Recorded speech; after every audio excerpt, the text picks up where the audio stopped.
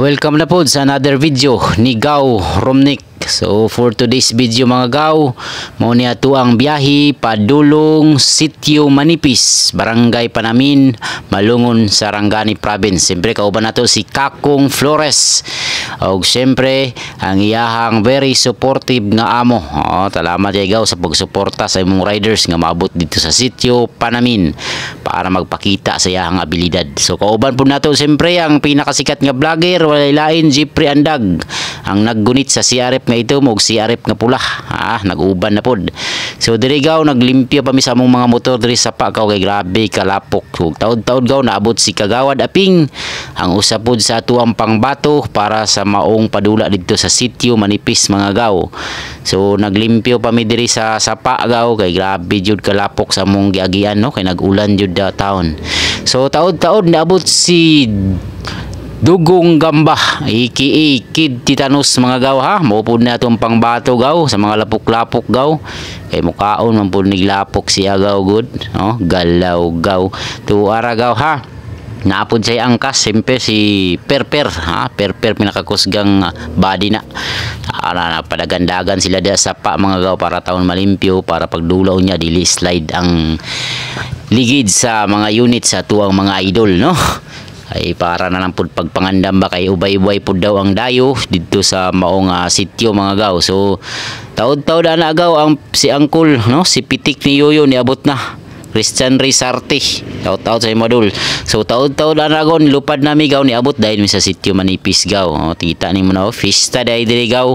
Bisag wa mi gi-invite nangadto jud mi kay mga baga man mignaw. So mauna kay mga kuan kay lula, so bisag asang lula madto jud na Gaw. Maana man ang kinabuhing vlogger no, natong mga riders gusto man pud modula. So naabot na ta diri sa Sitio Manipis mga Gaw, Barangay Panamin ni ha, Malungon, Sarangani Province. So dara ngay ang boss ni kuan Kakong Flores. So naana ta diri Gaw nagpahulay kay wala pa man pud nangabot ang uban nga mga riders. Si Batong Works TV ang nag-organize ani nga maong padula mga Gaw. Salamat kay simuang Batong Works sa imuhang gihatag sa imuhang panggasolina. Salamat kayo. Siyempre naapod atong kauban diri nga mga riders no. Naapod diri nag-una na si GG Pino on board no.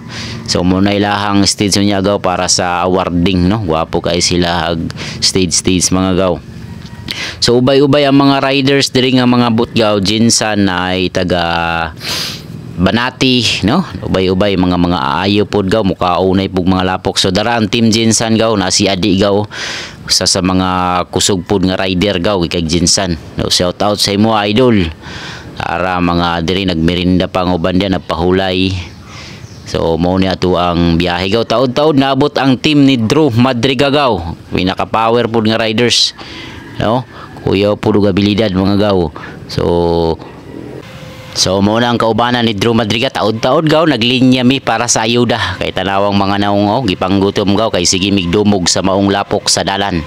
So mo naglinya tag-ayuda diri Gaw. Salamat kay sa pag-atiman sa mua, pag-welcome sa mua sa mga barangay official sa Barangay Panamin. Salamat kayo sa inyong mainiton nga pag-welcome sa mua.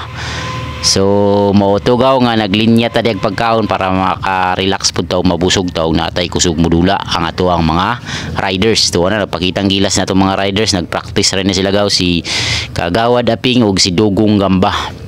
Ang mga kani si John Tolentino mga Gaw, power pud kay nga bata Gaw. Napud si King Windel.